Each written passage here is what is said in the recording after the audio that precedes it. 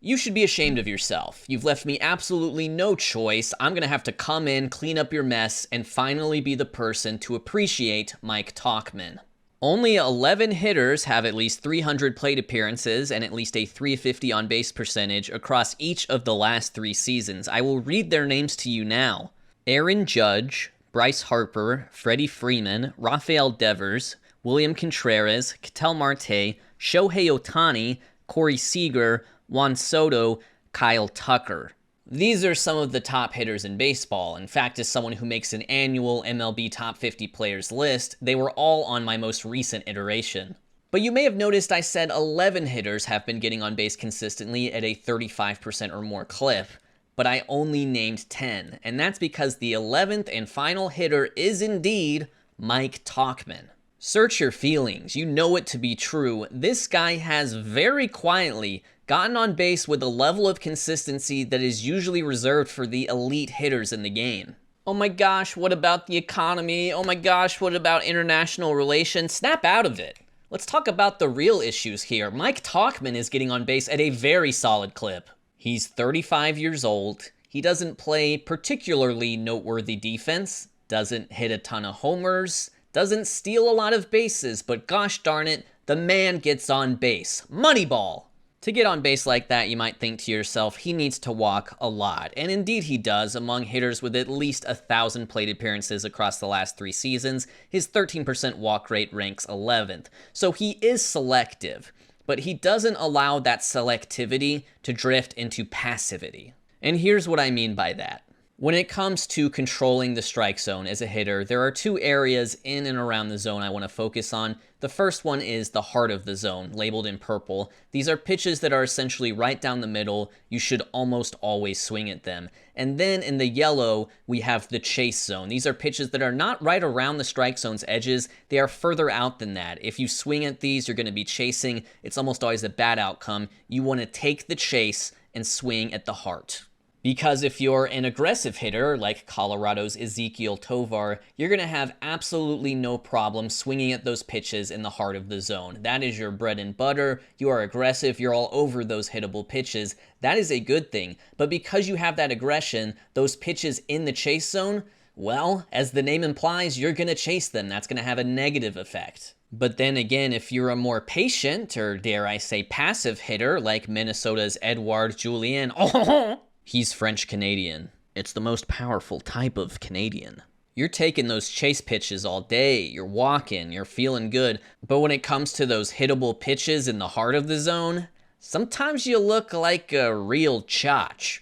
And you might think that Mike Tauchman is one of those passive hitters, and indeed he is very good at taking pitches in the chase zone. Here's batter run value per 100 pitches across the last 3 years in terms of pitches in that chase zone. He is in the top 10. And again, the way to win here is to not play. You don't want to swing at those pitches. Even if you were to make contact with them, you're not going to do any damage. If my voice for this ad read doesn't make it obvious, I've been a little more than under the weather lately. And as stressful as that is, my saving grace has been knowing that my Factor meals have me covered in a pinch. Factor delivers fresh, never frozen meals straight to your doorstep, and they're ready to eat in just 2 minutes. So whether you're feeling your best, or you're feeling like me right now, the convenience is unmatched. It's been reassuring knowing that even if I don't have the energy to shop, prep, cook, and clean up, I'll still be able to eat well. Today's selection is the barbecue grilled pork tenderloin, but there are over 100 rotating weekly options to choose from.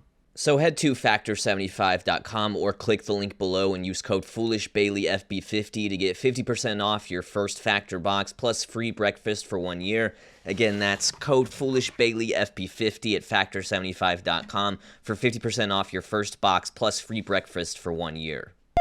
The average big league hitter swings at a chase zone pitch 23% of the time. Mike Tauchman does so only 15% of the time. But in the heart of the zone, those pitches that you actually want to be swinging at, the average MLB hitter swings at 73% of those pitches. Mike Tauchman, 77%. This is what it really means to have good plate discipline and good swing decisions. He takes the pitches that he should take, but he also swings and hits the pitches that he should swing and hit. It's worth pointing out he had a .263 batting average last year, which doesn't sound amazing, but it is indeed 18 points higher than the MLB average for 2025, and that's because he is hitting pitches in the heart of the zone that others are taking. In fact, the most comparable hitter to Tauchman in terms of chase swing percentage and heart swing percentage across the last 3 years is Aaron Judge, which is interesting not just because he's been the best hitter in baseball in that time period, but because they used to be teammates. And that all ties into what I find most admirable about Mike Tauchman, because if you look at his career, it's a tale of a double grinder. This is someone who grinded his way up to big league relevance not just once, but he fell down and grinded his way back up again. He is a double grinder. If you'll allow me to throw it back to the 2013 draft, Mike Tauchman was a 10th rounder, a senior sign out of Bradley University, the pride of the Missouri Valley Conference. And as a result, because he was a senior sign, only a $10,000 signing bonus, pennies. He was already 26 when he made his big league debut with the Rockies. He was used sparingly, and he did not play very well at all in 2017 or 2018 for them. He was really good in AAA for them during those years. He had the highest OPS among any hitter with at least 700 plate appearances in AAA between 2017 and 2018. Second was Christian Walker, who, by the way, a very impressive late bloomer hitter of his own. But in the majors, very little opportunity, and when he did get it, it didn't work out. He ended up being cut prior to the 2019 season. And so the Yankees end up scooping him up prior to 2019, and he makes the opening day roster for them and eventually becomes a key part of the only likable Yankees team ever. And the reason I say that is this team was actually made up of plucky underdogs, guys like Gio Urshela, Cameron Maybin, Mike Ford, all huge contributors replacing some injured players. In the second half of the season, he really carved out a role for himself. He ends up in a platoon in left with Cameron Maybin, with of course Aaron Judge across from them in right field. And for a 50-game stretch, short as that may be, he is legitimately one of the best players in baseball. He hits .325 with a .403 on base and .584 slug. Unfortunately, that run comes to an abrupt end. He is injured in early September. That ends his season. But still, on a 103-win team, he is the fourth best player by Baseball Reference WAR. It's an insane accomplishment for a guy who had done basically nothing in the big leagues up to that point.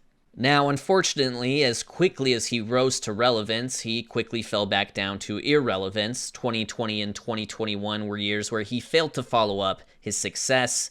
He robbed a potential walk-off home run with the Giants, but that was really the only highlight to speak of. And so in 2021, he's 31 years of age. He's not really wanted by big league clubs anymore, and so he signs to the KBO with the Hanwha Eagles.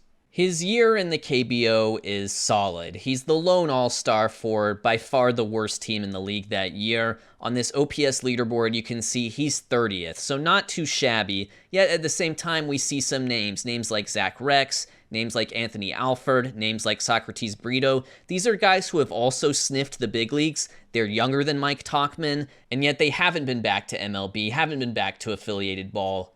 But Mike Tauchman goes back. In 2023, Tauchman does sign a minor league deal with the Cubs. He is from Illinois, so this is essentially the hometown team.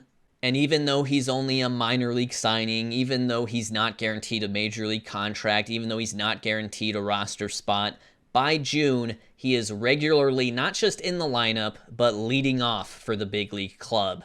In fact, if you look at 32 leadoff hitters across the last 3 years and sort them by on-base percentage, which is really the job of a leadoff hitter, right? To get on base, he is ninth. He is between Yandy Diaz and Francisco Lindor in terms of getting on base as a leadoff hitter, and that is doing the job. That is setting the table, and he has been able to do that not just for the Cubs, but also for the White Sox.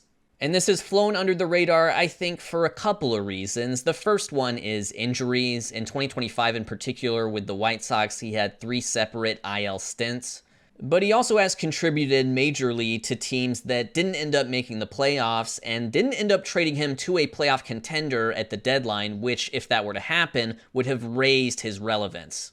So he's more so sticking around as a veteran leader for these ball clubs. In 2025, he is the White Sox Roberto Clemente Award nominee for his work in the community. Keep in mind, this is the community that he essentially grew up in, the greater Chicago area. Colson Montgomery, who is the White Sox breakout rookie star, hitting a bunch of homers at shortstop, relays to the Chicago Sun-Times, being able to pick a guy's brain like that is really good with regards to Tauchman. He's played with some really good players. He's really good at talking through approaches and things like that, simplifying things. He is a veteran presence. In the very same article, which is from Mitchell Armentrout, Tauchman says, "I like the direction the group's headed in. I'd like to be a part of it."